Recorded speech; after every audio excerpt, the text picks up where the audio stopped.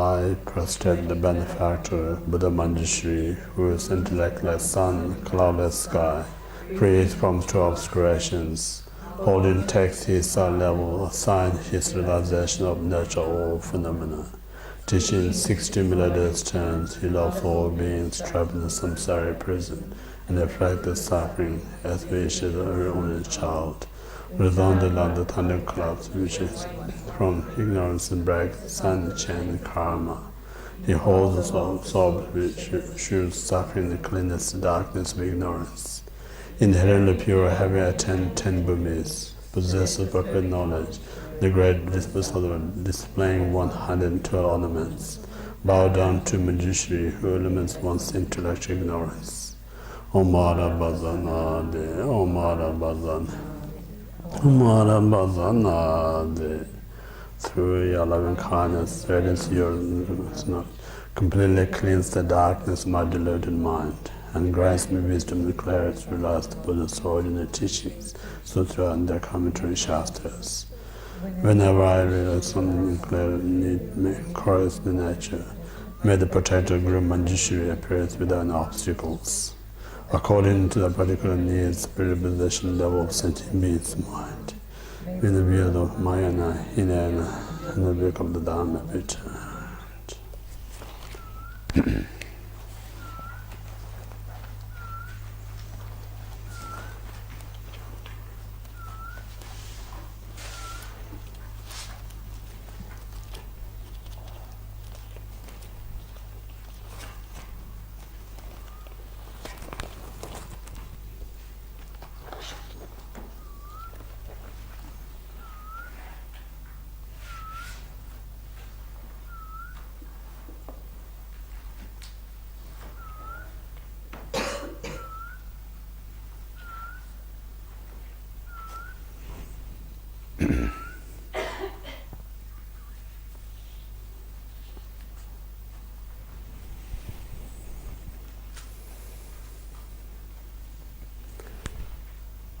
First, it's important to cultivate the right motivation.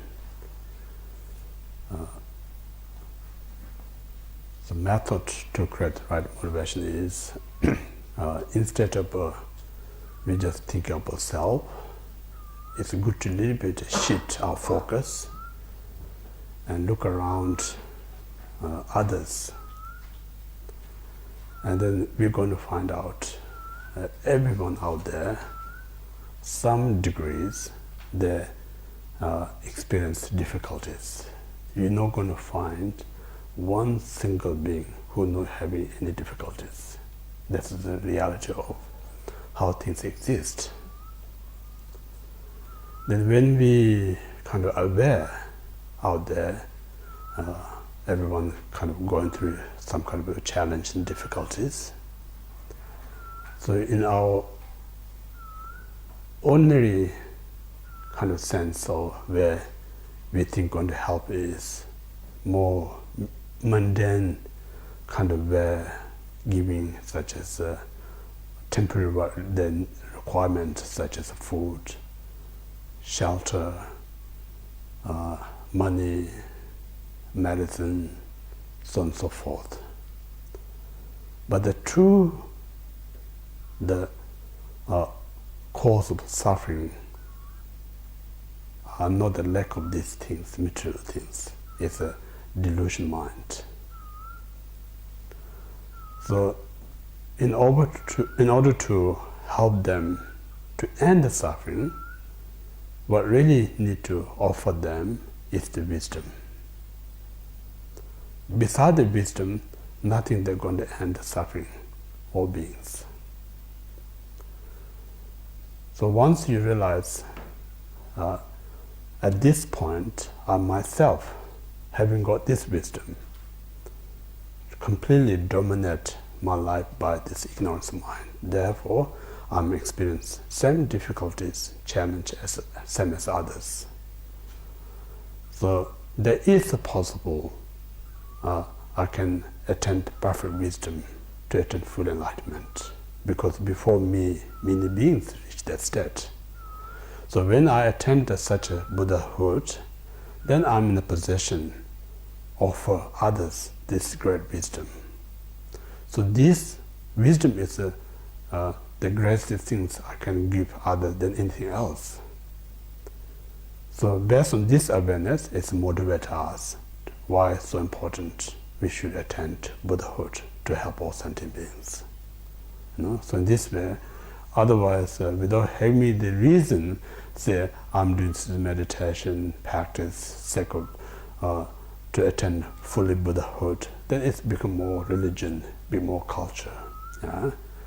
So that's the reason always I say, whenever you do Buddhist form of practice and meditation, not just simply jump into that part of practice and meditation, rather think about the reason, what's behind that, how it's going to help me to attain that state. So just keep reflecting reason, that makes the more fruitful whatever you're doing things. So it's quite important. So in this way, beginning we cultivate. So just think about in this very moment, even though my life is okay, but not completely, because there is unpredictable our life, ups and downs. So all this, the cause or root problem is what we think is none of them. The root cause of problem is ignorance, nothing else. So listening to Dharma, studying to Dharma, contemplating Dharma, what it really does is like increase our wisdom mind. So more we develop this wisdom mind, naturally we may prevent doing wrong things, less make mistakes. So more we free these wrong actions, mistake, naturally what we're going to get is more happier, more peace. So in this way, it's so important. Don't look out there and say where I can find the peace. Don't look out there and say where I can find happiness. Because the peace and happiness is the nature of the mind. Due to this ignorance and other delusion kind of obscurate this, then we can't experience these things. Yesterday I mentioned the skies always remain as a clear blue, but due to a cloud, sometimes it's a block to see the sky. Same thing, the nature of the mind is always clean, but due to temporary delusion obscure this mind, then we experience all sorts of difficulties. Yeah? So in this way, study Dharma is immense beneficial. Each and every time really help us to increase our wisdom mind. So in this way, right at the beginning, we cultivate right motivation. Then based on the motivation, as mentioned yesterday, motivation is the root of the tree. Right at the beginning, if you create the medicine, then everything that grows in that tree becomes medicine. Whoever takes the medicine is going to heal you and heal others. So that's therefore the motivation is most important in the beginning. So second, then we discuss about the main part of the topic, 7 points mind training. So this teaching, of course, originated from the Lord Buddha Shakyamuni. Then he gave this teaching to Maitreya Buddha. Maitreya Buddha continued passed down to Indian great master such as Selingpa. I mentioned the golden islander. Actually, that means Tibetan Selingpa means a golden islander. So he got the name of the island, but actually his real name is Dharmakirti. His real name is Dharmakirti. So reason he called the golden island Dharmakirti. Dharmakirti has just few other Buddhist scholars' names, so we're going to mix up. So that's the reason they together islander and the name together, golden island Dharmakirti. Then also he received this teaching from Chandarakshita, another great Indian masters. Then he has the 3 prime, I mentioned yesterday, that he has 72 main teacher. He studied under the 72 masters, But this mind training, he did study under 3 great masters, 3 great Indian masters. So 2 Indian masters, 1 Indonesians, Selingpa, Dhamchoe, and then Champion Namjo, the loving kindness yogi. These 3, so he put immense effort, study, and then he completed and mastered this mind training. After he mastered this lineage, then he passed this lineage to first what called the emanation of Avalokita Shora, Domte Rinchen Jungne. And this Domte Rinchen Jungne passed this to one great Tibetan master called the Geshe Potawa. And that lineage passed to Geshe Sharapa. And then Sharapa, this lineage passed to Chekawa Eshidoje. So this Chekawa actually composed, summarized this 7-point mind training. So that's where, from Chekawa up to today, is unbroken lineage of the 7-point mind training. So at the moment, we are discussing about the first point, preliminaries. So far we completed the 2 parts of preliminary, precious human rebirth and impermanence. Now we move to the 3rd preliminary, which is cause and effect, or karma.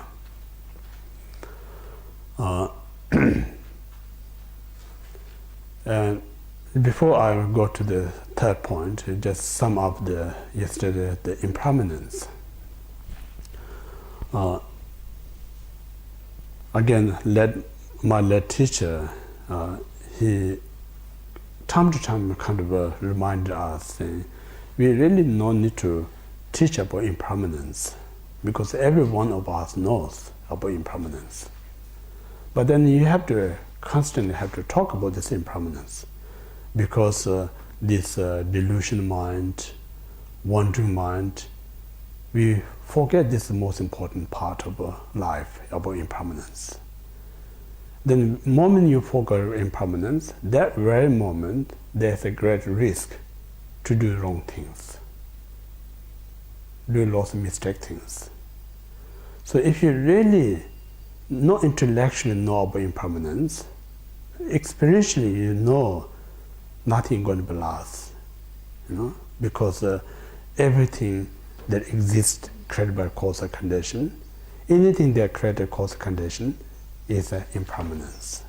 So more you kind of aware it's a part of your life, that alone help us to not get attachment. So once you kind of success, kind of reduce your attachment or free you more from attachment, then that leads you, naturally less you get anger.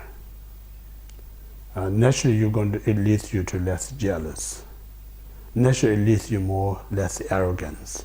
Because if you really look, when we talk about anger, jealous, arrogant, in our ordinary mind we may think they are kind of reside or exist independently.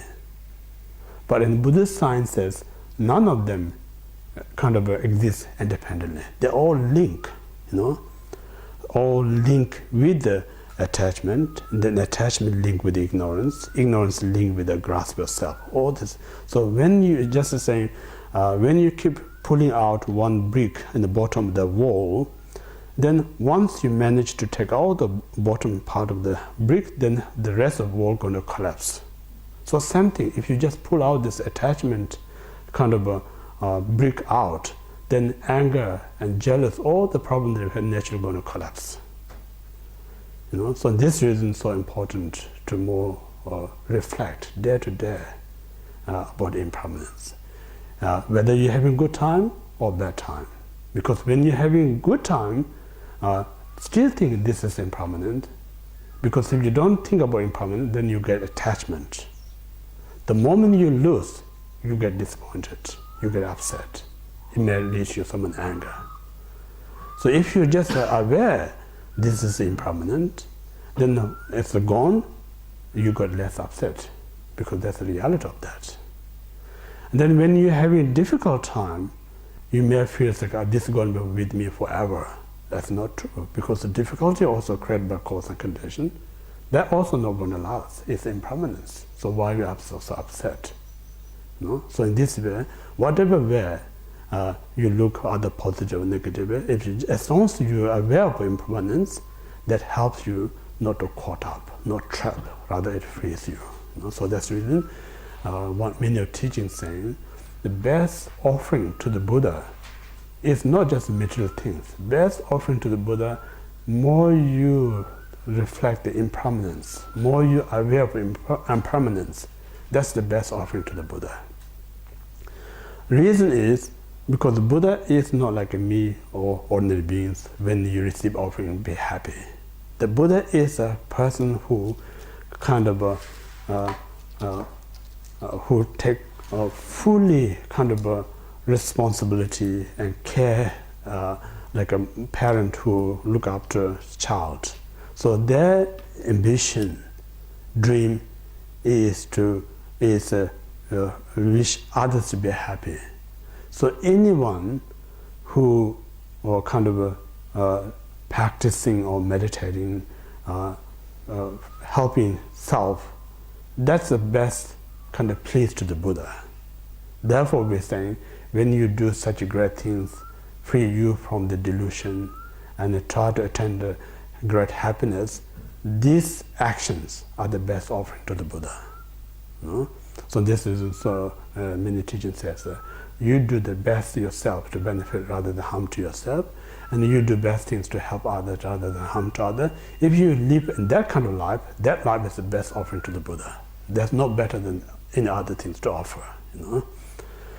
So this is just a sum up impermanence. Now we move to the third foundation, cause and effect, or karma.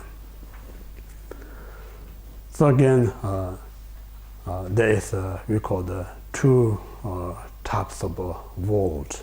We call the animate world and then inanimate world. So inanimate world means like a external the environment. Animate world, such as a being like us who dwelling in that environment. When as our ordinary eye, when you look at this our world, we see some of this so beautiful, and then some others so unattractive. And then when you look within this kind of beings, we're going to see so many varieties. Then within the variety, there's another many varieties. So there's a countless variety beings. Then this comes a question in our mind: how this actually kind of exist out there. Some looks so beautiful, some so not attractive. Within the beings, there are so many different types. Then we ask this question: how it happened, who created, what caused? Then different religion comes, different answer for that. So some ancient, such as Jain Hinduism, they're saying these things manifest out of nowhere without cause. That's one type of philosophy.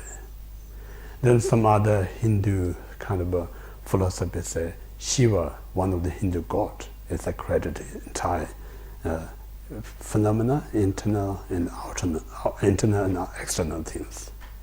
Likewise, in the Christian also talk about God created everything.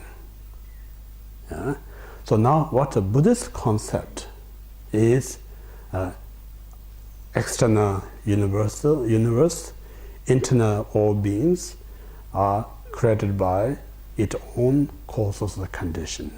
It's interdependent nature. Other than cause and condition, interdependent nature, there's no separate creator out there. So when Buddhists describe about this, it's nothing kind of rejecting others' view. There's no intention whatsoever. What Buddhists is simply saying how things exist its own way. So in this way, what I usually myself, when I reflect these different views, comes in my mind saying whether it's Christian or Hinduism saying it's created by God, or Buddhism saying these are created by cause and condition, whatever, it can some kind of a benefit for sentient beings. So what I'm saying, I'm not kind of discriminate or disrespect other schools, saying some of us, we're intelligent mind.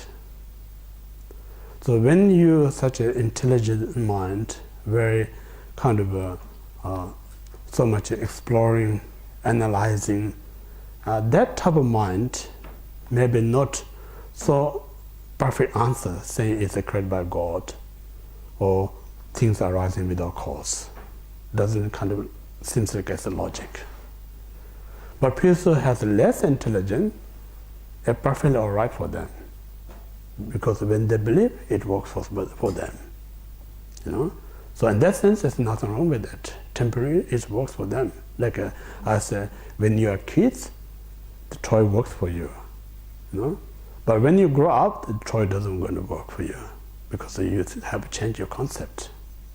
So as long as the work that helps you not to harm you is okay, probably there's nothing wrong with it.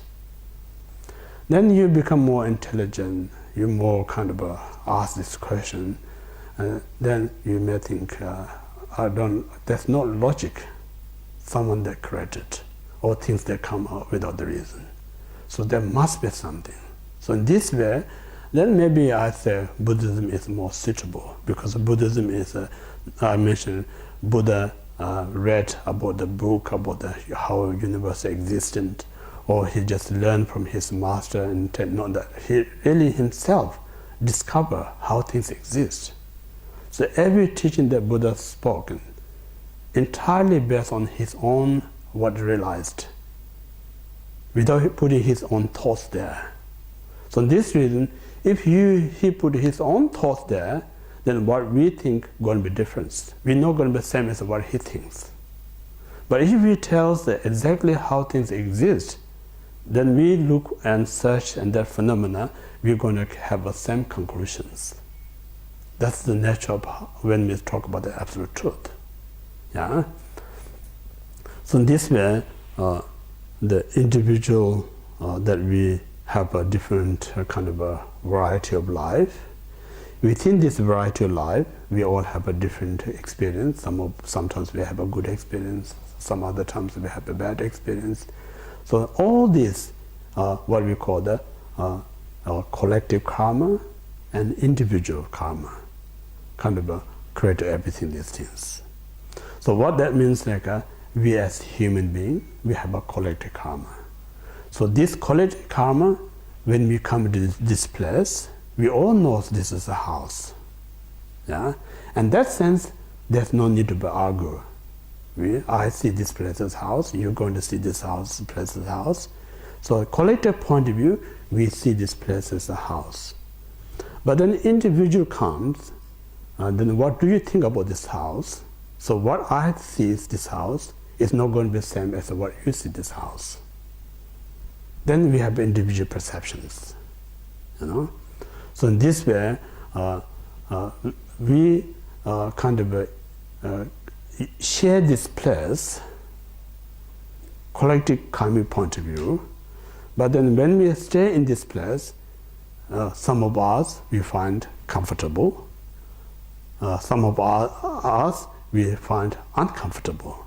That's the individual, because this place not discriminate, makes you feel comfortable, others discomfortable. So this is individual way we perceive things.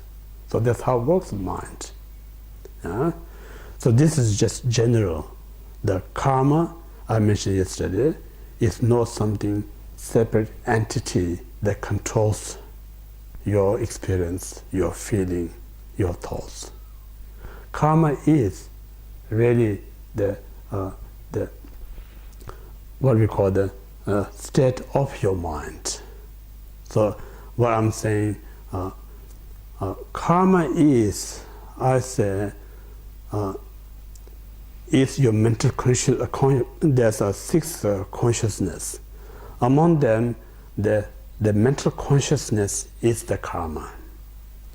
So mental consciousness is more like you say the movie kind of when you kind of videoing. So you take all the photos, yeah, when you make a movie. So the mental consciousness that take all the pictures and then store in the mental consciousness. Now I, in the ear, now that we see things, this movie come out from the projectors. So whatever coming from the projector, nothing going to come that's something not recorded in the video. Only going to come anything that you recorded, that only going to come, no more, no less. So same way, whatever we store in our mental continuous, that only going to reflect out there. So we completely fail to realize that. We think it's a mental, we think it's a mental projection. We think it's things that exist out there. So we try to change that one. No matter how often, how much you change, it's not going to make the difference to you because you're not changing in a film. No? So in this way, what we're saying, the karma is what you store things in your mind. That very mind causes you experience in your life, good and bad, happy or unhappy, and so forth. So this very karma, then when you describe it a bit more elaborate or more detail, there's talk about the positive karma, negative karma, and neutral karma. There's three types of karma. So another way you can say about positive mind, negative mind, and neutral mind. So these three things. And then how we say, differentiate the positive and negative.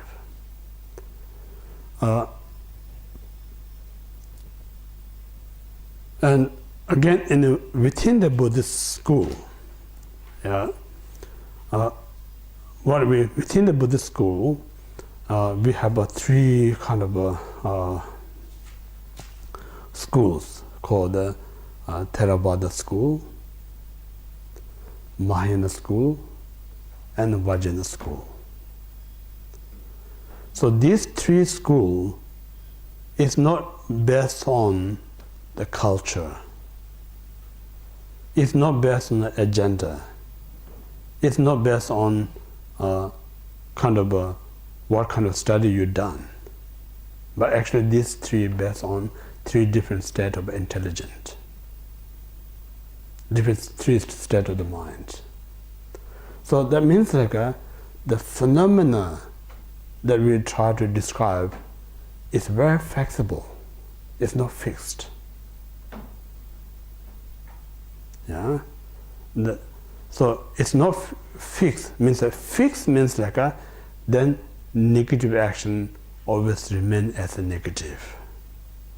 Positive action always remains as a positive, which you can't change it if you fix it.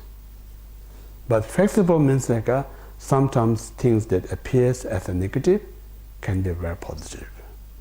Some other appears as a very positive can be very negative.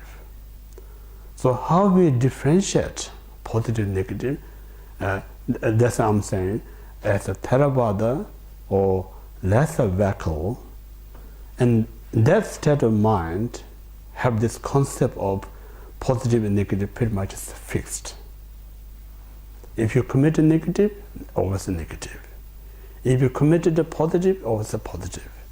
So it's a clearly distinguished positive, negative, and Theravada point of view. So for instance, if you tell lie, whatever reason behind it, as long as you tell a lie, it's a negative all the time. Or if you tell the truth, whatever reason, always a positive. That's the Theravada's point of view. But in the Mahayana, it's a different concept. You know? Of course, telling lie Jen's point of view is a negative, telling the truth is a positive, but then it depends on what context, what circumstances. So some circumstances, telling lying is more helpful others than harmful. And that circumstances, instead of you telling lie, telling the truth, they're going to be more hurt. So whole idea you telling lie, not self-gain, self-benefit. You telling lie completely, not only just guessing, if I tell lie, I'm going to benefit him, not kind of based on the guess, then you telling him, that's not, once yesterday I mentioned, Buddhist path is based on the wisdom. Yeah? So wisdom, based on wisdom means like you must know that's the only way going to help the person. There's no other way. So when you have a so sure, so confidence, so that time best way to help the person and that circumstances have to tell lie. Yeah, there's one story when the great yogi Milarepa is one of the great Tibetan yogi. When he was to meditate in a forest, usually it's so quiet. Only you can hear the wild kind of animals. You cannot hear any domestic kind of animal or human. So remote. And one day he heard some kind of dog barking. So he felt a bit strange because usually no one there stood by her. Then not long after that, one deer just kind of rushed up to where he meditated, and then that deer, kind of wild deer, hiding under the rock or some kind of cave. Soon after that, one hunter came up with a dog chasing this deer, and then asked, "Do you see the deer?" And then Milarepa, because he's such a great yogi and a realized person, in order to protect the deer's life and the person's negative karma, he tell lie, say, "I didn't see the deer." So that circumstances, telling lie is more important than telling the truth. Because the telling lie is save the deer's life. Telling lie is save the person's negative karma to taking someone's life. Yeah? So in this point of view, I'm saying, you need to have a sure when you tell lie, it's going to benefit rather than harm. Yeah? So this, so in that way, the telling lie or truth automatically not going to be as a positive or negative. It depends on circumstances. Similarly, we say when you give some kind of medication to someone, some medication may be harmful, so many other things, but that very harmful medication can be very helpful for some other disease. So all the definition of medicine is where to cure the disease. So this medicine can be harmful many other things, but can be helpful some disease. So in this way, you must know each and every disease. According to that, then you prescribe, you can give the medicine. So Buddhism, I say, the teaching is same like a medicine. So it's not suitable to me, it's not going to say it's not right to give to somebody else. Because what I have a problem is not same as the other person. Because that person has a different problem than what I have. So something is not suitable, cannot tell this is not good for others. Because we are different. So this reason, Buddhism says, you must, if you have a wisdom, then you know what right treatment, what right medicine to give to whom, to what, all this. So this is wisdom so important. Yeah? So in this way, generally, we can't say this is a positive or negative. I would say whatever you say, when you do something, it may get hurt, but that not kind of confirm what you do is a negative. What we say like a long-term, what outcome is more important than immediate what its effect. So this is the problem in our or what we call the samsaric life. Because we somehow lack of wisdom, fail to see what outcome long term. We just so much caught up with the moment to moment what that makes you good. Then we take it. No? So in this way, for instance, some of us, we may have a serious sickness. So this serious sickness is not strong enough just taking some kind of a tablets as a nice test. No?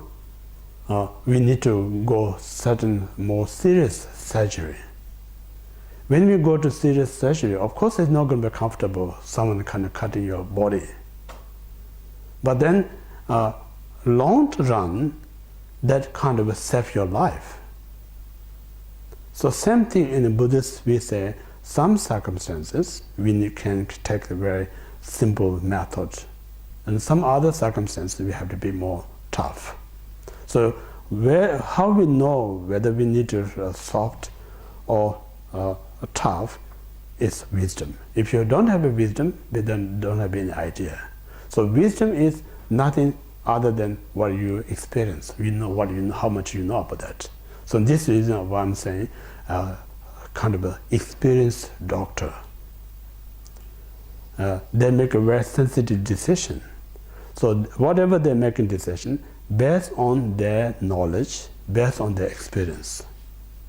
So based on their knowledge and experience, whatever they make mistake, of course a human being sometimes may make mistake, the most of the time they're accurate what they make this decision. So this decision, not because he or she is a doctor, because he has a knowledge and experience.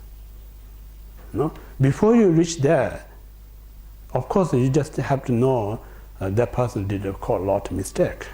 Because sometimes we always have this fear, oh, I'm not going to do it, going to make mistake. That's the wrong kind of idea. Without making mistake, how you know it's correct? No, if you deliberately make a mistake, that's not the right thing to do.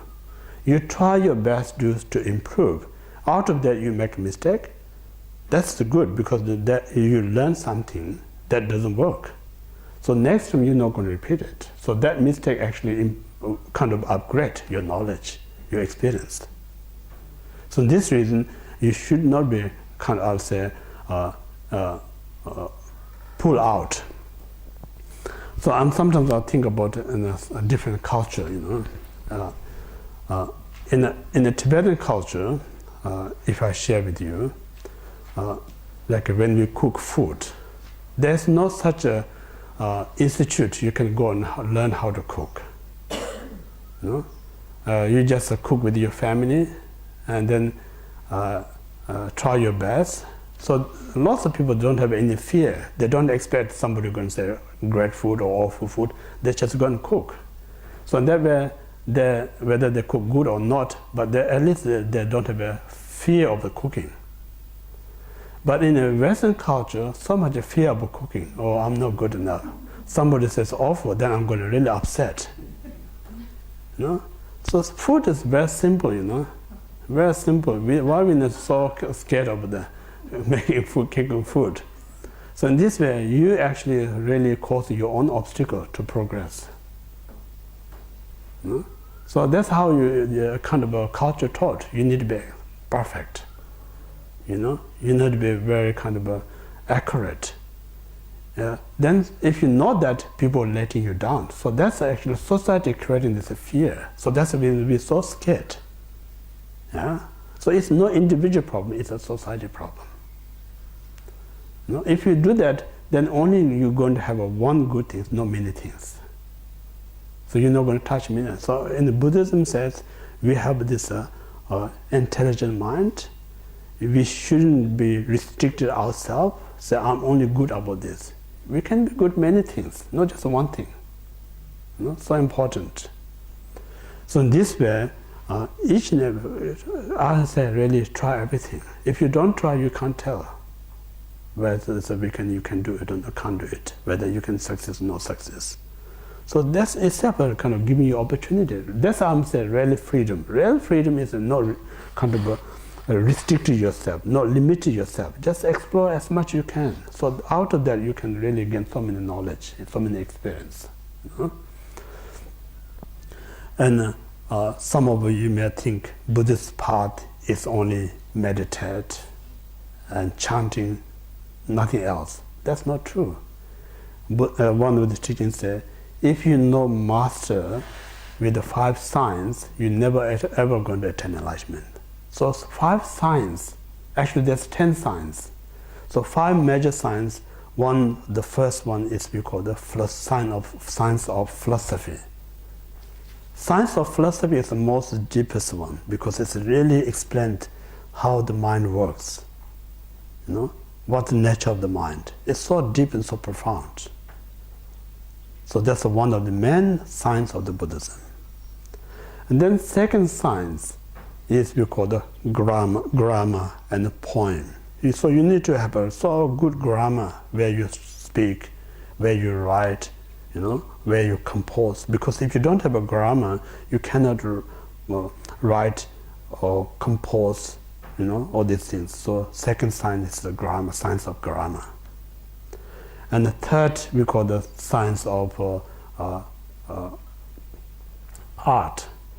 So the art, again, is a very important science. Draw such as a Buddha image, draw different environments, so science of art. Fourth is we call the science of sculpture. You have to create sculpture such as a house, statue, all sorts of things you need to be master for that science of sculpture. And then fifth one, few things, the science of music, science of creative. So it means like everything that exists in our human world, you need to master everything. If you not master everything, how could you say I'm enlightened? That's the reason in the Buddhist philosophy actually teach all these things: science of grammar, sculpture, art, music, everything that exists in our human culture. So in this way, what we're saying is, when you reach Buddhahood, your goal is not to be I'm the important person. Your goal is to help everyone. So in order to help everyone, we all have a different interest. So you need to know their interests. According to that, you need to help them. Some people come into Dharma through the art. Some other people come in the Dharma and out of the sculpture. Some other people come out of this music. So just giving them beginning what their interest, then eventually they bring into the path. So this reason it's so important to have a master so many things. So again, think about some of us we say, don't know how to cook, but I know how to meditate. That's kind of funny, Simple things you can't do, but you can do so complicated one. So this is so important. Master, actually, we say master to everything. And then cooking is, we may think it's a simple just for me, but also through the cooking, you can help so many others. It's not just simple things. So in this way, so anyway, that's a bit kind of extracted, kind of a karma things. So come back to the karma. Come back to the karma. So say positive karma, negative karma, and neutral karma. So how it differentiates Nagarjuna clearly giving this definition in the precious garland. Any action you committed out of attachment, anger, and ignorance every action that committed out of these three is negative action. Then any action that you committed, absence of attachment, anger, and ignorance is the positive action. any action that you committed, neither attachment, non-attachment, just neutral way, is neutral karma. So this way, there's three different types of actions. So first, when we try to talk about negative karma, of course, we cannot count how many negative actions are there. But sake of our mind to comprehend, to visualize, that all the negative actions sums up into three parts: mental part of negative action, vocal part of negative action, and the physical part of negative actions. So bring into three groups. So within these three groups, then we have a more detailed and mental state. There's three negative karma: coveting mind, harmful thought, and wrong view. These three we call the negative non-virtues of the mind. And then second, speech, there's a four: telling lie, malicious kind of a divisive gossip, a harsh word, and then less important talk, unnecessary talk. These four non-negative speech. And then there's three physical negative actions: killing, stealing, and sexual misconduct. So these are, we call the 10 non-virtues. So again, now we have to more talk about negative karma. There's you can say again three parts. One is a partial negative karma. Second is almost kind of a complete negative karma, and third is a complete negative karma. So there's 3 degrees of negative karma. So these 3 degrees of negative karma also bring 3 degrees of the result. So normally when you hear the karma, you may think the moment I commit one type of negative karma, instantly I'm going to, or afterward I'm going to have a full result. That's not right. Because as a Buddhist principle, view is interdependent origination, cause and effect. So how we measure what kind of result you're going to get is based on what kind of state of the cause. If you haven't got the complete cause, it's not right to expect to have a complete result. And when you commit a complete cause, you expect I'm going to have a very partial result, also the wrong mistake. Because this cause and effect is not kind of controlled by what you want. It's controlled by its own kind of a mechanism. You say what kind of cause is going to produce its own result. So in this way, what I'm saying, when you have this kind of a coveting mind, but you don't act according to that, it's a negative. The reason it's a negative because the moment you have this coveting mind, that very moment it causes harms to your mind. It disturbs your mind. So just the moment you have this coveting mind, having this disturbance mind is the result of that coveting mind. So we try to free the disturbing mind. In order to disturb that mind, either we watch a movie or we do something that we enjoy, we get distracted. But that is not the method to release that problem. To release that problem is we need to recognize that the discomfort that I experience is created by this coveting mind.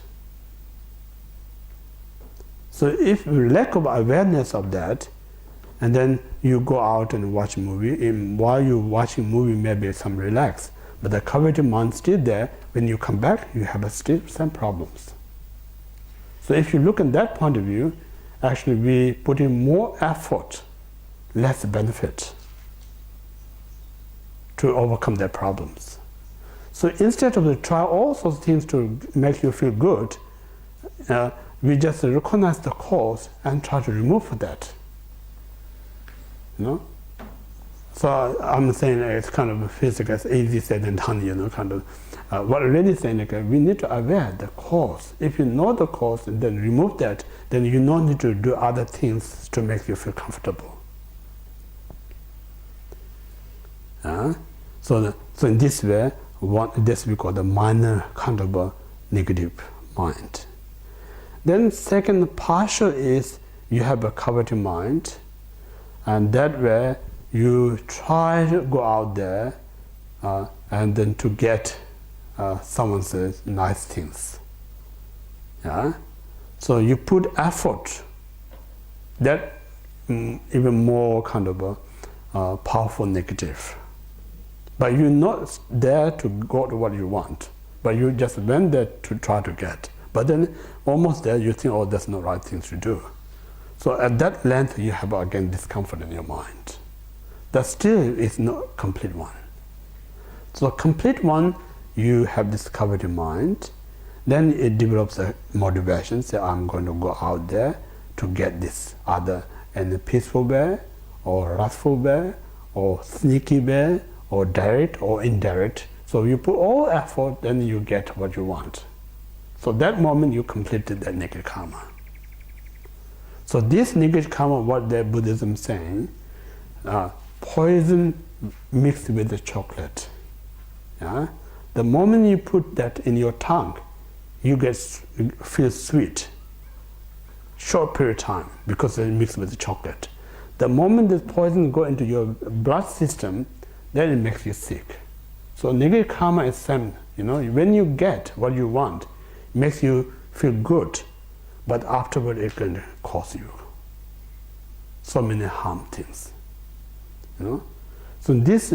So now you say how we different as if we as ignorance mind think I'm doing great things for myself, I'm getting what I want. But then if you look to wisdom point of view, I'm not doing any great thing to myself, rather I'm hurting myself. You know? So this reason is so important. Where we act that helps us, where we act that harms us, what kind of a cause this harm and help is a different state of mind. Ignorance mind, constantly hurting. We think it's helping me, but it's constantly hurting ourselves. Wisdom thinks it's doing hard work, but it's helping you. So this reason is so important. We living under two leaders, no? Wisdom and ignorance. The most of the time we follow this ignorance leader rather than wisdom leader. That's the problem. This is that's what I'm saying. Buddhist philosophy is not telling anyone do this or do that. Buddhist philosophy is saying that's how it works. And then you have to think, I used to do things that I think is going to help me. Now I look in a more philosophical point of view, more logic point of view, more scientific point of view. It's really not helping me, it's hurting me. That realization is so important. If you have that realization is the most powerful that stops you to commit wrong things. This is more powerful than somebody keep telling you don't do this, don't do that for a day and night. You know? They're not going to stop you. While you in front of the person may stop, when he or she is not there, you can go and do these wrong things. But if you have this realization, doesn't matter whether you're in front of the teacher or not teacher, what you're interested in is to be happy yourself. In order to be happy, I should prevent all this negative action that I committed. So you're going to take full responsibility yourself. You know? Not only just responsibility, you're doing something that things that you really help benefit for yourself. So this reason to realizing what is right and not is so important. You know? So this realization, I mentioned yesterday, there's 3 stages. First, when you listen, it gives you some degree to understand what is valuable and not valuable. But that not give you what kind of certainty. They not give you kind of convictions. So certainty comes based on that information. You kind of analyze, contemplate, then there you're yourself going to see very clear, oh, this is right. If I do this way, it's going to help me. If I do other way, it's going to harm me. So that realization is the child of the teacher's teaching. So that means like the teacher is more like a form of father. Your own contemplation is more like your mother. So between the father and mother, then it will born new realization, new wisdom. That's how it works. So that's the reason it's so important. Like, without the father, you're not going to have a child. Without the mother, you're not going to have a. Together, it produce a child. So your own inner realization comes from between the team as the teacher and student. That's the interdependent origination. So in this way, karma, as I mentioned, there's a minor, intermediate, and then complete one. So these three kind of measure what kind of result going to bring. Then again, even you completed, every completed negative karma not necessarily the same thing. Within the completion, there's different degrees. Some is a less degree, some is a middle degree, some is a huge degrees. So that means like how often you have this completion. If you have all the time this completion negative karma, it's very powerful. Or you have a time to time this kind of a complete one, it's a middle. And then you have a casually, it's a weak one. So according that way, then three complete kind of a negative karma can bring three different state of the result. So if you really look into the mental system, then you're going to realize everything that I experience is primarily I committed, nothing else. So the moment you realize that one, what you're going to develop this awareness is, now it's up to me to free this suffering or not. It's not dependent on someone else. So in that awareness, people become like a very diligent to do the such as avoiding wrong things. So in this way, we talk about the three different stages of negative karma. Then each, again, it's important, each negative karma has four kind of consequences or four kind of result. We say the ripening result, result similar to the action, result similar to the experience, and the fundamental result. Four things. So just think about it. When you plant any seed, one seed not just bring one fruit, it brings so many things: tree, branch, leaf, flower, fruit, so many things. One seed produces so many things. So same thing, every action that we committed is not just 1 to 100. Between there's so many numbers. So everything comes. That's the logic.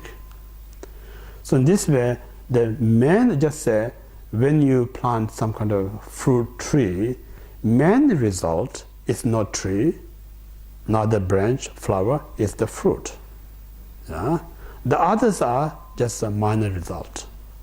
So similarly, when you commit a negative karma, the main fruit is to reborn one of the three lower realms. So this again is no kind of frighten someone to be a very religious person to not commit. This is really how, that's I'm saying, not just a belief what the Buddha said. Really, you use your intelligent mind, and then they're saying human has a one great intelligent mind. If you really use that to investigate, there is a way you can find out how things works. So realizing is one thing, and then practice is another thing. Yesterday we talked about intellectual kind of philosopher, Buddhist philosopher. They knows how things works, but they're not practicing. So if you're not practicing, then just knowing how things work, they're not going to solve the problems. So the real way to solving problem is the practice. In order to do the right practice, correct practice, one must have a knowledge. So in a different circumstance, first, before you practice, the most important is the study. Once you're done study, then important is not just keep study, important is the practice. Because the practice can change you, not the intellectual knowledge. So in this way, the ripening result I mentioned earlier, within this covering mind, there's the 3 degrees, less, medium, and the powerful. So if you commit the powerful, means like constantly, constantly we have this covering mind, and then we committed this negative karma. Naturally, it kind of really turn your mind completely in a negative state. So this very negative state of mind, then you experience what we call the hell. The really hell, something is not exist. You say, for instance, some of people have this mental problem. So this mental problem, people saying, I'm seeing someone chasing me. I'm hearing some kind of sound that causes me frightened. So this sound that you're hearing, things that you're seeing out there, if it really exists separate from your mind, then why I can't see these things? Why I can't hear these things myself? Not only that person. So now you said that very voice and that very kind of a vision that you're seeing, no other than your own mind. So hell is exactly the same thing, because when you're in such a negative state of mind, so this very negative mind, hearing awful things, seeing so scary things. Besides your mind, these are not exist. If it really exists, why I can't see that one? So if you look in that way, the hell is exists. If you're in that state of the mind. And so that's the most powerful negative karma can create this kind of experience.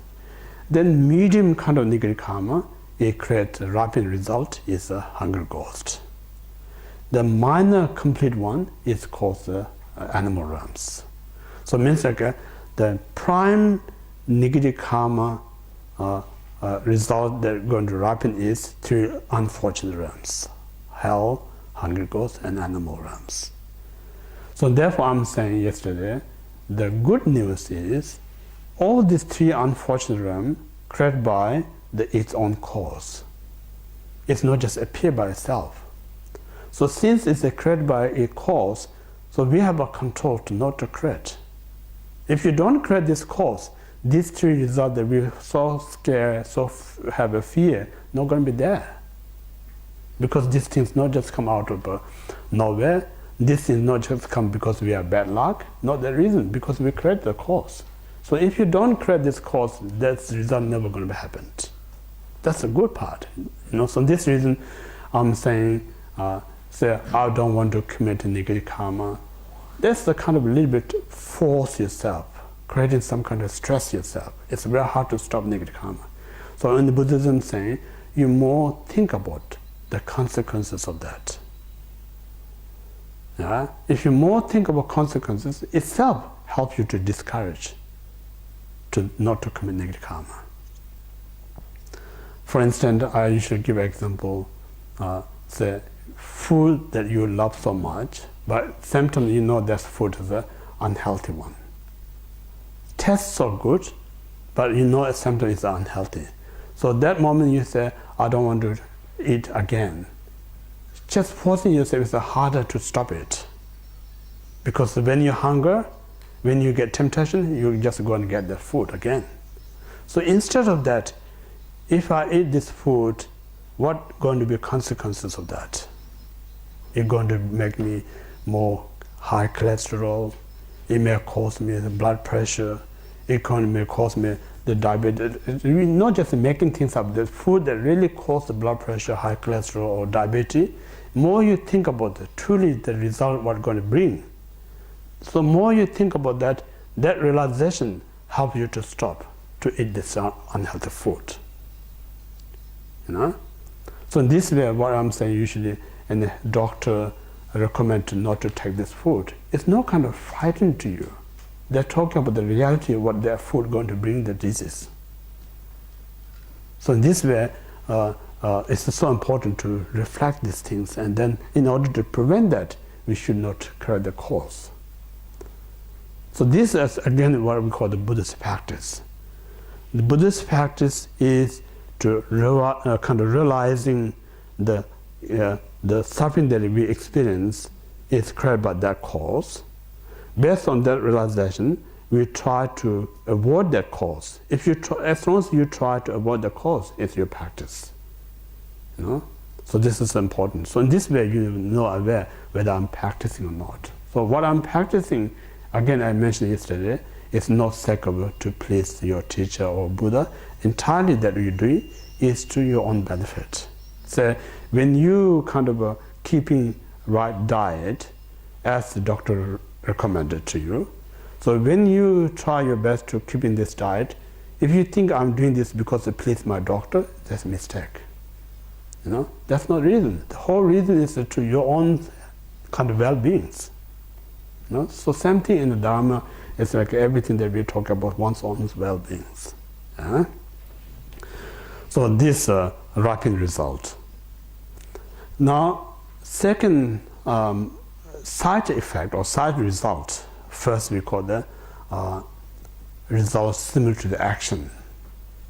Result similar to action is pretty much we call the habit. You know, if we have this habit of this covering mind, then next life, no one have to teach me how to have this covering mind. Naturally, we just have this instinct, this habit.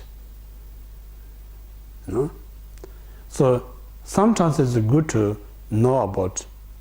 It's hard to know or prove the reincarnation, but then think about many things that I have this habit.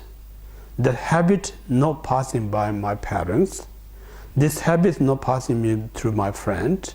This habit not passing by someone else. But there's always some kind of habit. You have to think where this habit comes from. There must be some reasons. Without the cause, this habit not going to be there. So if you look more closely, that may be enough to prove this habit that I have, which I not get from my kind of present, my surrounding, it's very unique for me. So it must become from someone else. Without the cause, the result that's not going to be there. So in this way, can be enough to prove there is a past life. So when there is a past life, why we not believe in the future? No, it's the same reason. You can have a past, but no future. It doesn't make sense. You know? So all this way, that we call the results similar to the actions. And then results similar to the experience means like say, many of us, we have this hope and expectation things in our life.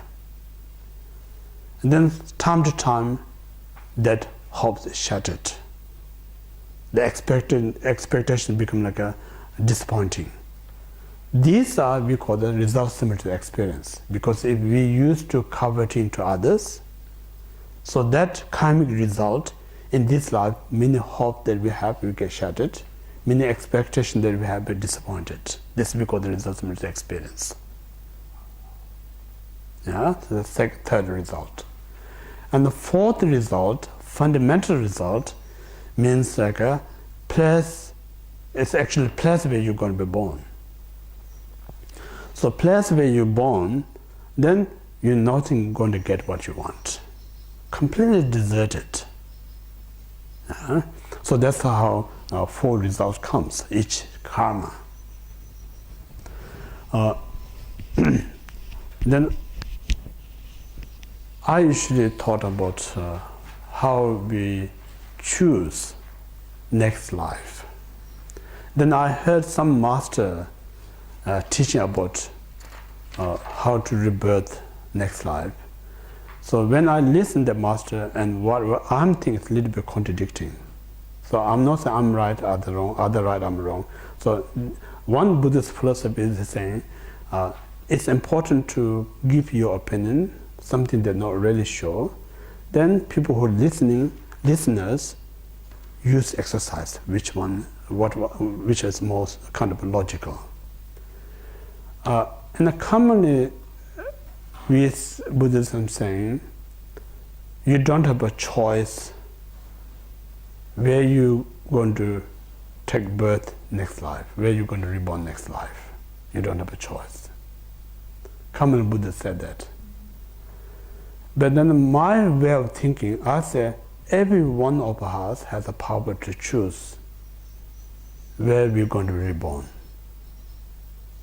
So in that sense, a little bit contradicting, what I'm thinking, what the Dharma is saying. But then I can tell, not to contradict is I'm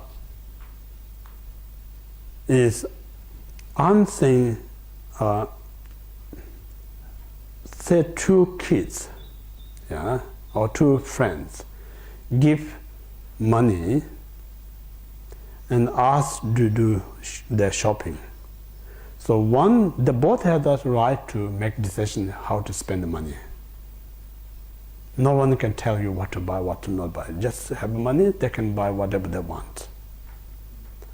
So one person who knows exactly right things to buy and spend money to get the right things. The other one also choose what he or she wants, but the lack of awareness of the right things, instead of getting right, the wrong things. So both is choosing, but the one has knowledge to choose the right one, go the right one. Other hasn't got knowledge, choose the wrong one, then get the disadvantage. So in this way, karmically, everyone we choose where we're going to be born. So when we have this negative karma, all the negative circumstances is very attractive to you. So because it is attractive, we choose to born there. One moment you're born there, it's totally different than what you see. That's a mistake. Make sense or not? Yeah? So that sense, there's no one has remote control your birth. You're the only person holding that. So every one of us is choosing where we're going to born, but we lost and make a mistake. So that means we need to have a right mind to choose. If we don't have a right mind, we're choosing, but we choose always wrong things. That's the how I can explain. Yeah? That's our interpretation. And then some other teacher and Buddhist philosophy, you don't have a choice where you're going to born. It's your karma. That's actually not contradicting what I said. What they're saying is that what referring is some people says, if I have a choice, why I'm not choosing nice family? Why I'm not choosing healthy life and happy life? Why I'm choosing this miserable life? People may have this kind of a argument. Yeah? So I mentioned earlier, we have an equal opportunity. I mentioned 2 persons have the equal number of money.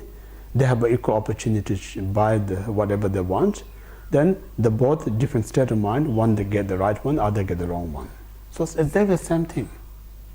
So if you really want to choose happy life, nice family, you should have a right mind to recognize that. If you don't have that mind to recognize, you can't choose. You don't have the right state of mind. So that's how we talk about the Buddhist training. So anyway, that's we talk about 4 result of each negative karma. Then similarly, you can do harmful thought, wrong view. So wrong view, again, is harmful thought is we know as again, harmful thought is important as we human beings. When we try to achieve something, then someone come along, interrupt, cause an obstacle, and then we kind of perceive that person is a troublemaker. We think this person always causes me trouble. So more we kind of create this concept, this person causing me trouble, eventually that idea comes to your mind and I want to harm the person. Yeah, that's the kind of harmful thought comes. So we have this ordinary mind think, because he or she caused me all this problem, I really dislike this person. I want to do anything that can cause harm. We think we're doing something great for myself. But then, in the logic, philosophical point of view, the more you hold this harmful thought, more you're going to hurt yourself. It's not going to do any of the good things. So what you think about harmful thought, they're going to hurt others, what the reality that harmful thought causes harm is a complete difference. So this reason is so important, have this awareness. This harmful thought is not kind of causing any harm that much to others, but definitely constantly hurt myself.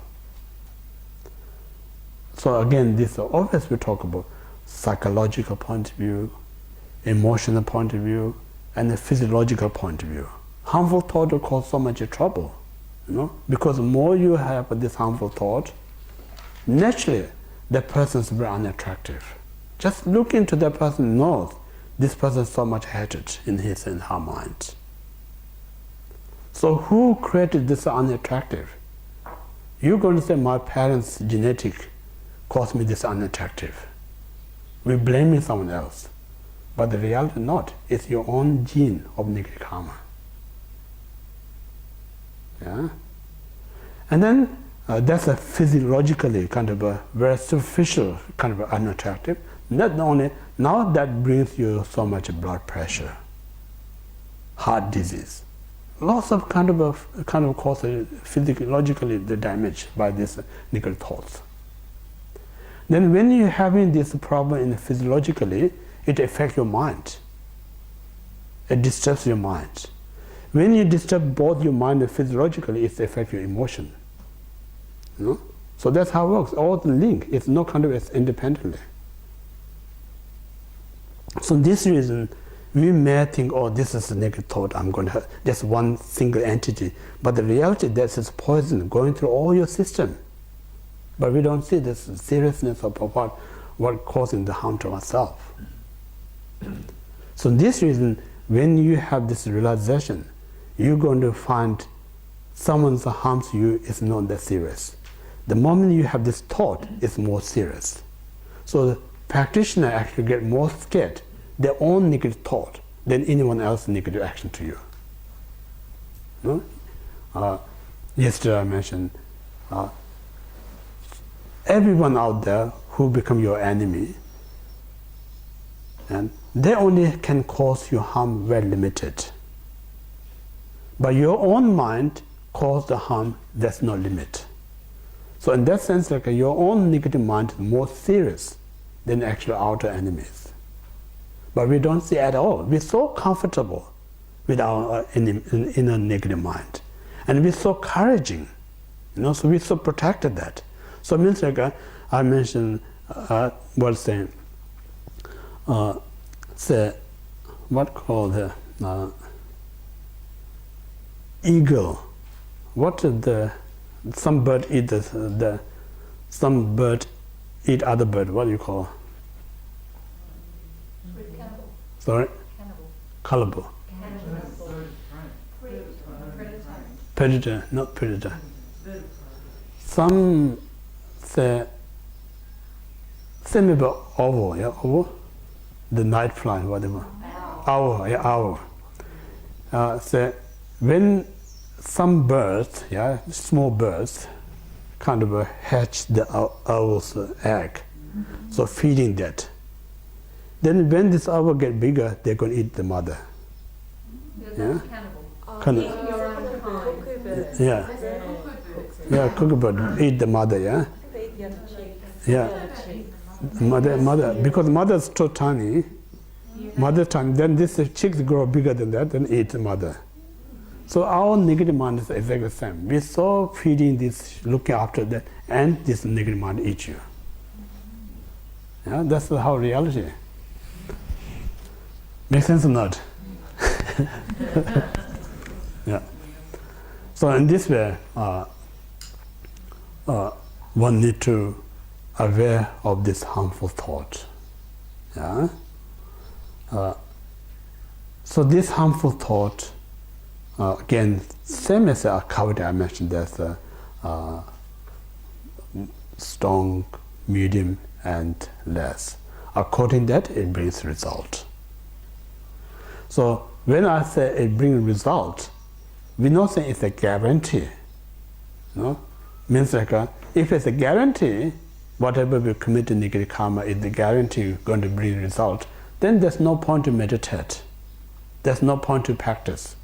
Because these things we already created, sooner or later are going to ripen this to you. Then what's the point to practice? The point here is, before it ripened, you can burn the seed. That's the point of the meditation. Yeah? So just having seed is no guarantee it's going to germinate. Once it's a germinate, then nothing can stop, already ripened. So whatever experience right now, mentally, physically, emotionally, we can stop that. It's already there. But what we can do is to not happen in the next one, because the seed is not ripened yet. That we can what called de-seed. De-seed? That's the right word, or de-seed? What other words? This kind of burn is better, yeah. Burn the seed. Yeah. Destroy. Yeah, destroy the seed.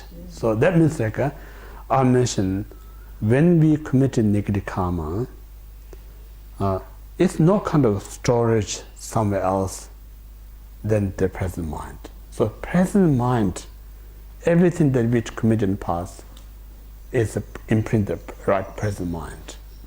So this very present mind, if you turn or transform into the positive, so the moment you transform positive, that positive burn all the previous, everything that you committed. Make sense or not? So this reason, Buddhism saying, you cannot go past. There's not just left your mind out there. Every past that you committed carry in this present mind. So this very present mind is our kind, our patient. We need to give treatment to this present mind. If you can fix this present mind, then it can fix the future one. Beside this present mind, you go back somewhere else, you're not going to find something that still stay back there. You know? So this reason, Buddhism saying the mental continuum. Mental continuum means a present that we have a consciousness. This very consciousness carry everything that we imprint in the past. So if we change that one, it will change the future. It will change the past.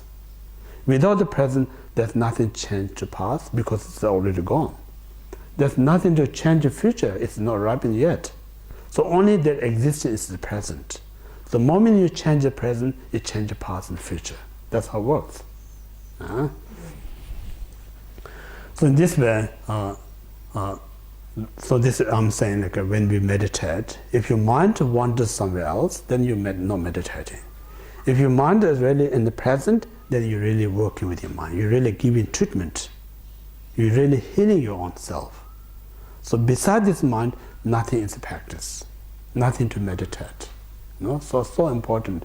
Whenever we say even we talked about yesterday flower, its appearance external flower, but the reality, the flower is a method. The whole idea is to bring the mind in the present state. So as long as your mind in the present state with the object, then your mind is a kind of what we call the freeing this habit of wandering and negative thoughts. That's how we're cleansing the previous mind. So this just brief second harmful thought, and then third, wrong view. So wrong view is not believing cause and effect. So it means like whether you believe or don't believe, that's not going to make any differences, because when there's a cause, obviously there's going to be a result. So karma is not just designed as a Buddhist practitioners. Karma is every being who has a mind, who has act, everything that you created has a consequences. So not believing is not going to make you any kind of free from the karma. So this reason we say karma is not created by Buddha. Karma, rather, Buddha discovered how things works. So this reason we're saying, if Buddha kind of invented or created and then giving this his follower, then only Buddha's concept. But this is not invented or created. This is how things exist. He just realized it. So this not discriminate whether you're believer or non-believer, whether you're Buddhist or non-Buddhist. Everyone who has a mind, they work exactly the same thing. So what I'm saying is, in the physical point of view, within the human, we have a different culture. East, West, and so on and so forth. But when we come into the sickness, they're not discriminate. Say this is East, this is West. Sickness is sickness. Everybody can get sickness. So similarly, mental state, you can't discriminate. This you're Buddhist, you have a karma. You're not believer, you don't have a karma. As long as the mind, because the karma is no other than the mind. Everyone who has a mind has these consequences. So anyway, wrong view means like because the reason we get wrong view is there's a reason. Sometimes people see it's like someone who does so horrific things in their life, but have a so wonderful life, and there. Some others so honest, so nice, but so miserable in their life. So when you see these type of things, you get doubt, how karma going to work? Because these people are so horrible in his or her life, but so wonderful happening in his or her life. Someone who is doing so ethical, but so many miserable things happening. Or if you look in a short point of view, it appears that karma doesn't work, because if karma works, then why these good things happen to this person who is doing good things? Why bad things not happen to the person who is doing bad things? But the reality not. What I'm saying, again, it's a hard concept, because if you don't really see the past life, judging the present what's happening, it's very hard to comprehend, to explain that.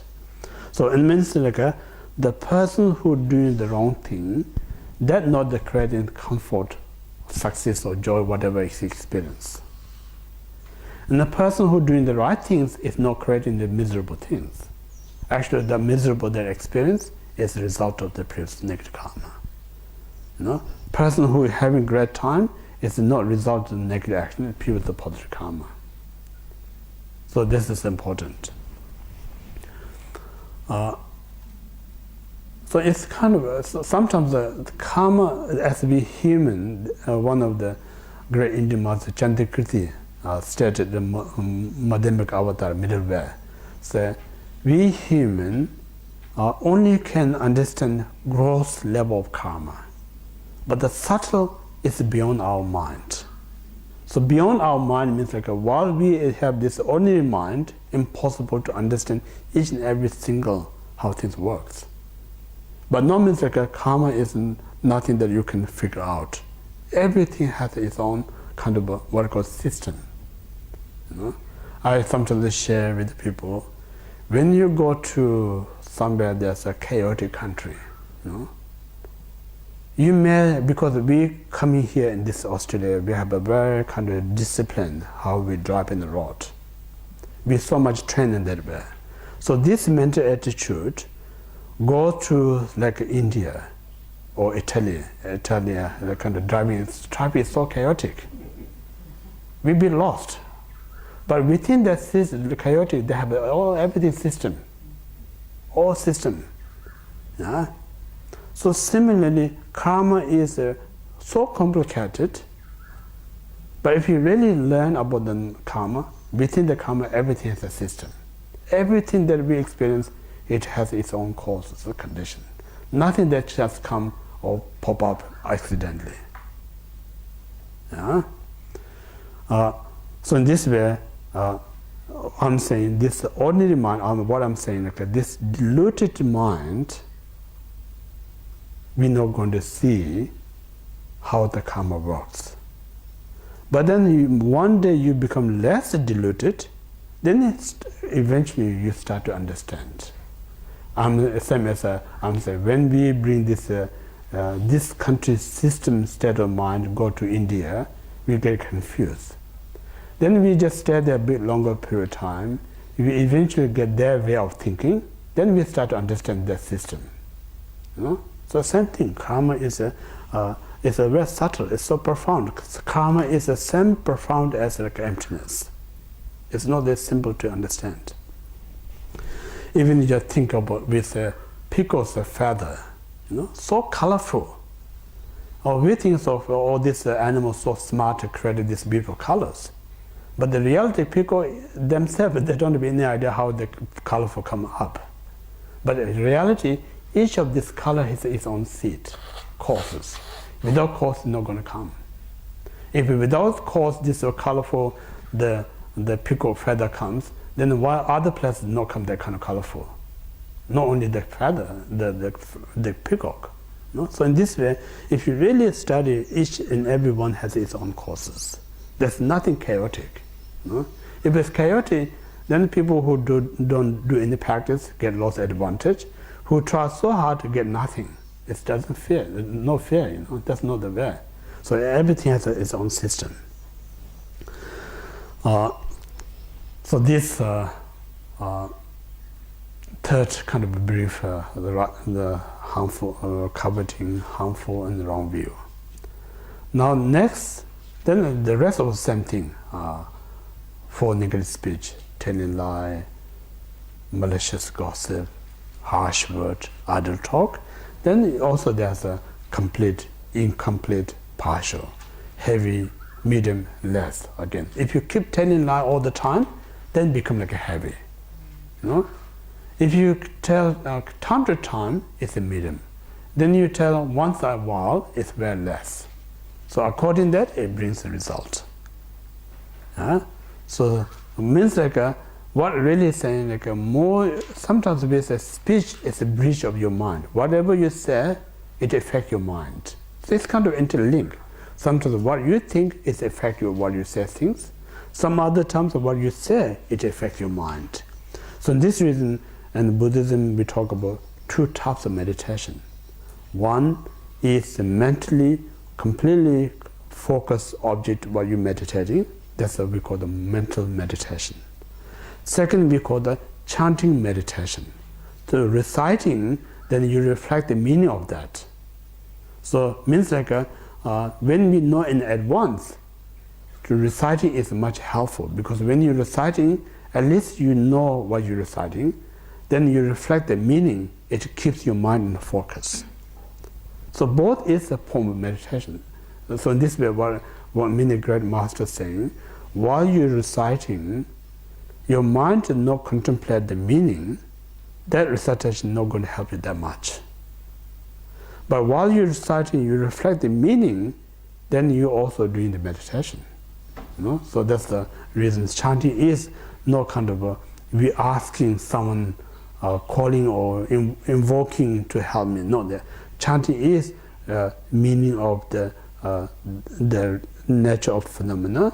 So more we reflect, it help us to realize the true nature of the self and the phenomena. So anyway, the chanting.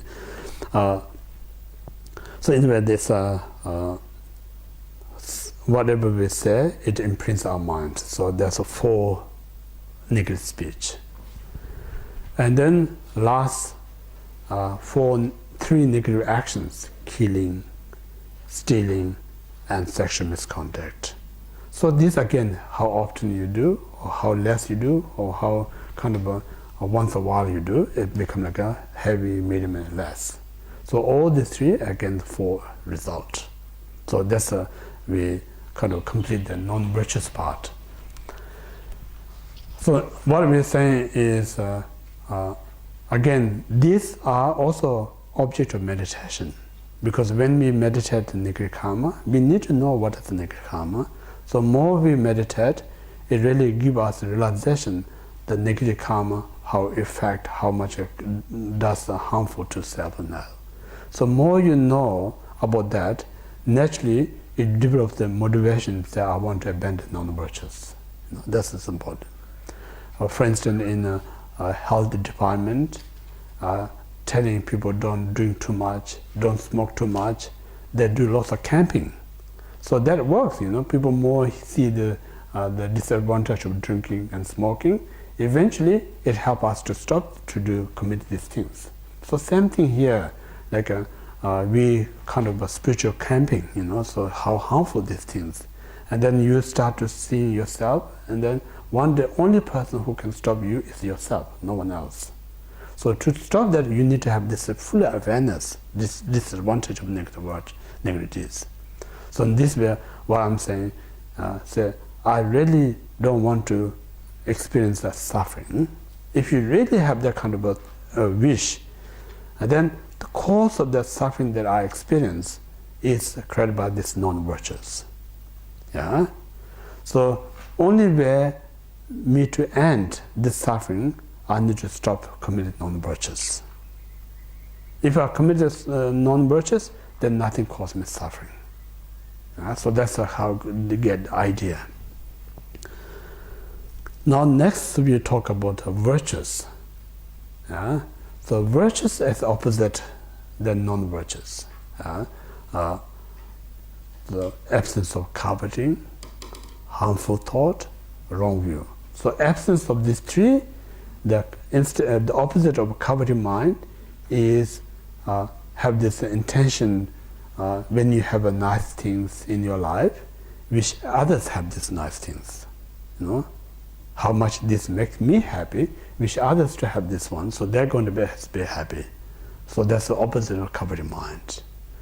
And then opposite of a harmful thought, be kind. This person wish to have happiness, same as I wish to be happy. So in this way, you have a kindness to others. And the opposite of wrong view, whatever I experience right now, I have to accept this positive that I experience created by cause and condition. So cause and condition means like a cause that I experience the happiness created by myself. Condition can be others, say someone who give us the right information, or someone else kind of giving the right kind of environment to do those right things. So all this condition cause together, and then it brings the what we call the right result. So this we call the 3 positive mind. So these 3 positive mind, again, there's a complete, partial complete, and incomplete 3 things. So these 3 again bring result 3 different results. And then strong, medium, and less also 3. Say if we have this wish often, wishing others have this nice thing that I have, then that very mind is very powerful. If you have a time to time, it's a medium. If you have a once a while, it's very big. So according to that, it brings the 3 results. So 3 results, again, Same as the negative, there's 4 results. Ripening result is rebirth at higher realms, human or God. And then results similar to action, someone just born with this positive mind. You can see lots of kids, parents haven't taught them, neither friends taught them, they just naturally have a very positive thinking. This is what we call the result similar to action. Then result similar to experience means like someone just may wish they get everything what they want. So people may say, you are so lucky, you always get what you want. So it appears like a lucky, but the reality, without cause, this person not going to get what he or she wants. So cause, but we don't see that cause part. We just only see he or she getting always what he or she wants it. But the reality is a result similar to that. Because either in this life or past life, you always want to offer nice things that you have to others, because you think how much this makes me happy, then this is going to make others happy. So that very mind kind of help us to always fulfill one's own wishes. It's a logical thing. So this we call the result similar to the experience. And then a fundamental result means like a place you're going to be born, easy to get what you want. So in a sense, like in this country, it's the people who born in this country, pretty much a result, fundamental result, because previously we must done something to help others. So in this life we get easy things, we're quite easy to get things in our life. If you live in some poor country, almost impossible to get what they want. So this we call the fundamental, the place where you're going to be born. So that's a 4 positive result of the positive action. So in this way, there's the 3 positive mind. Then 4 positive speech is telling the truth, first one. Second one, there's someone out there, like your friends or some other friend, having complicated disagreement, or because of that reason almost they're going to be separated. Then you come along, you become like a third person, bring them together, to help them to sort things out, their differences. So it's the opposite and divisive word, the second one. And third is sweet and gentle speech rather than harsh word. That's a third one. And the fourth one, instead of chatting unnecessary things, discussion or chat something valuable. So these are the 4 positive speech. So these 4 positive speech, what I'm saying, telling the truth, result similar to experience, result similar to experience is the people respect your speech. If you're telling lie, even you're telling the truth, sometimes people still think you're telling lie, that they don't respect. If you keep telling the truth, people respect your speech. That's the result similar to action. And then divisive word is whenever you're in a trouble with someone, always someone out there come and help you. That's what we call the result similar to experience of being together. And third, harsh word, you're always going to hear such a pleasant things, good things. That's the result similar to the actions. And then kind of a opposite of idle talk, saying always valuable things. Then people kind of each word that you're saying, they so value yourself. So for instance, the Dalai Lama. Once people bring the quotation, the Lama, people everyone respect. So we may think he's the Dalai Lama, that's really very respect. But actually, this person done so many practice in people's life, always saying the valuable things, always saying something that benefit to others. Because that reason, people respect the word. So in this way, sometimes we have this problem. We think, everyone so respect this person's what he or she says, but they don't respect me. So we get upset. Yeah? But the reality is that what I'm saying may be truth, may be respectful, but somehow I maybe not have enough cause as much as the other person has. But we don't see that part, but we only see person who less respect to me and more respect to other. That become like a cause of misunderstanding, then make us upset. But the reality, each and every how the people respond has its own causes. So this reason, if you really see it's a valuable what he or she says, everyone's respect that person, then I have an opportunity to create that cause. So cause is when I say things, make sure I say something valuable. Say something that really can benefit others. So eventually, your word going to be valuable. So it means like what I'm saying is not up to somebody else whether what I say is a value or no value. It's entirely individual. So this is, I sometimes think about Buddhist practices truly as a very kind of a independency. So really independency means like whether you want to be happy or not want to be happy, entirely up to you. It's not dependent on someone else. So it's not contradicting what I'm saying. Not dependent on others means like we're not saying like you don't need to learn from others. We're not saying like you don't need to have a dependent on others. We're not saying of course we learn from others. We need to have the right condition that from others. But the prime cause is yourself. This is important. Yeah. So at the moment we don't see the prime cause is in me. We think someone else is going to make me happy. That's a mistake. So these are the 4 positive speech. Now next is 4 positive actions. Absence of killing is a saving life. Stealing, opposite is giving.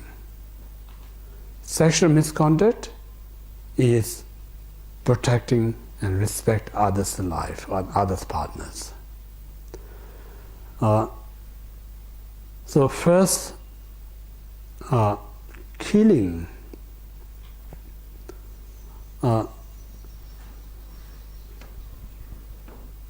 is what we call the wrong actions. So when we get tiny sick, how much we have feel fear or uncomfortable. The reason, because we so cherish the self. I don't want to get hurt. I don't want to get sick. The moment you get sick, you get worried, you get concerned. So you see how precious to yourself. So if you think I'm so precious, I'm so important, so why we not see others have the same kind of idea? They think their life is precious. So lack of awareness of that, we easily take others' life. So when we take someone's precious, they're not going to be positive. Completely it's negative. So we have to aware others' life is as precious as my life. So how much I kind of respect to protect myself, I should be respect others' life too. So this is a kind of positive action, saving others' life. Even the kind of this saving others' life, not only just creating that very action to the positive, also it can cause you to develop the mindfulness. For instance, when you walk in a bush, because lots of kind of insects passing through footpath. So be mindfulness that these insects, tiny, but they still have a feeling. They still get hurt when we put under our feet. So try not to walk over them.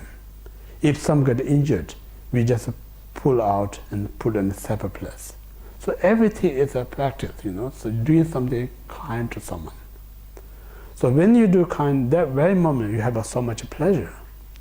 So it means like, and that's the Buddhism saying, I'm not just doing nice these insects, protecting or saving, but that insect is giving me such an opportunity to joy.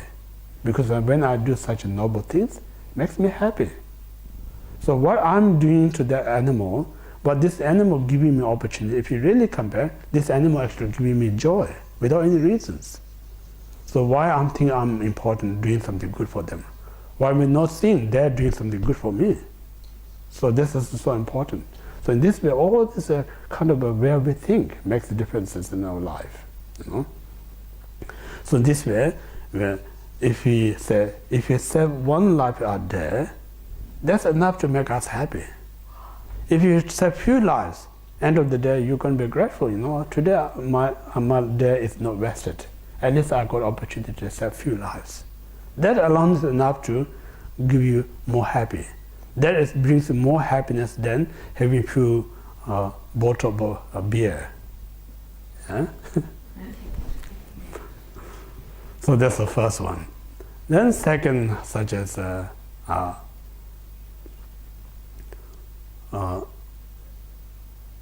stealing, same thing. No? So as we human beings, we attach our possessions. So this very object that we attach, somebody replace or take away, we get upset. So we have the same respect others. When we take others' things, they're going to be upset. It's not worth it to be happy, get what I want, and then make others upset. That also object not going to make you long-term happy, even makes you more unhappy, because then you have a feel guilt, you have a regret. Actually, what you got and how much that harms you, even much greater. So it's unwise. So instead of give whatever you can to others. So giving is the antidote of stealing. Then last, the sexual misconduct. Again, we human, we have this concept. If I have some kind of sexual relationship with someone, then I'm going to give me some kind of joy. So just for the sake of a tiny joy, you kind of ruin someone's life. It's very miserable. So in this way, Nagarjuna stated in his teaching letter to a friend, we need to train our mind where we look at others. So if you're a male person, when you see such as a female, say who is more older than you, think this is my mother. If you see someone as the same age as you, think of this as my sister. If you see someone much younger than you, think of this as my daughter. So just train that way, that desire not going to be there, rather you're going to respect. If you're female, then same thing, if you see someone that's older than you, think it's my father. See someone that's the same age as you, see it's my brother. Then see someone that's much younger than you think it's my son. So just having that kind of a train in your mind, then you don't have this kind of wrong thought towards others. But the reality, from Buddhist point of view, you're not going to find one single person who's not connected. Because everyone been my mother many times, brother many times, sister many times, daughter many times, brother many times. Because of parting this previous and past, we forgot these things. So in this way, just develop this kind of a set of concept is prevent us lots of mistakes. So this where we can prevent negative actions. So absence of this killing, stealing, and sexual misconduct is the positive actions. So these positive actions are the cause of happiness. So in this way, these are complete positive and negative. Then just talk about neutral. Neutral is neither positive nor negative. But neutral is very easy to changeable. Say, for instance, when you have a glass of water, having just a glass of water, neither positive nor negative. But then it depends on your motivation. Say, I'm get thirsty, I need a glass of water.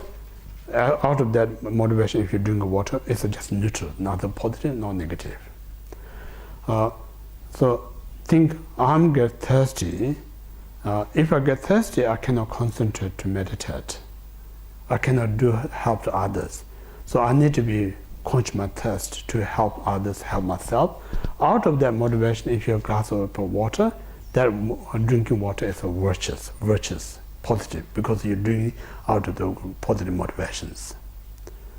And then wrong motivation is I drink this water, then I quench one's thirst, then I go and steal or telling lie or harm to others. Out of wrong motivation, if you have a glass of water, it's a negative actions. So neutral is very changeable, neither positive. So neutral is like a piece of a white kind of paper. So a piece of white paper, you can draw positive things because of just a white patch, nothing positive, no negative. So just where you write makes a difference. If you write nicely, people can just look at that and get smile and be happy. If you write some of the awful things, just people look and get upset. So in this way, neutral is very changeable.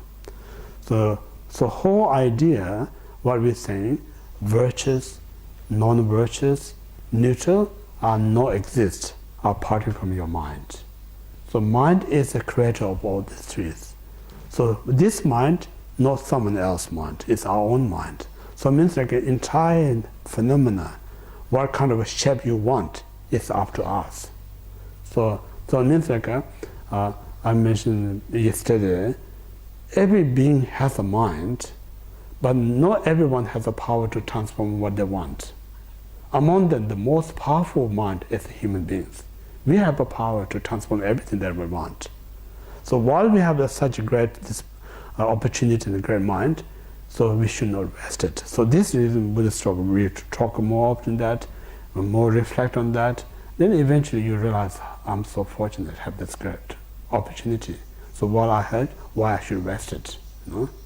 So that way you make some kind of meaningful out of this life. So in that way, one day you die, nothing to regret. I'm fortunate enough to have this human life. While I have a human life, I did whatever I can, the best for myself and others. So now I have nothing to regret, because the death is a reality I cannot prevent, no matter how powerful. While I have a power, I can order the world what to do and what not to do. But the time will come, the death, I cannot order the death, so I'm not ready yet. Then no matter how you're wealthy, while you have the health, you can buy everything that you want. But the time comes, you cannot buy the life. You have to die. So in this way, it's important. Even just sometimes Buddha is saying, before you go to bed, just look what I did today. Nothing that positive things. At least I didn't do that. I have a regret. That's good enough. I did. So same way we can maintain each and every day, nothing to regret. That's pretty clean, pretty healthy life. So that life can just live day after day, week after week. Then eventually it accumulates. End of the life, you have a much more happier than miserable. So these are where we talk about karma. Karma means like no instant power that make you get happy or not. So they're just day to day how you live, contribute to your rest of your life in the future lives. Okay, so we stop here.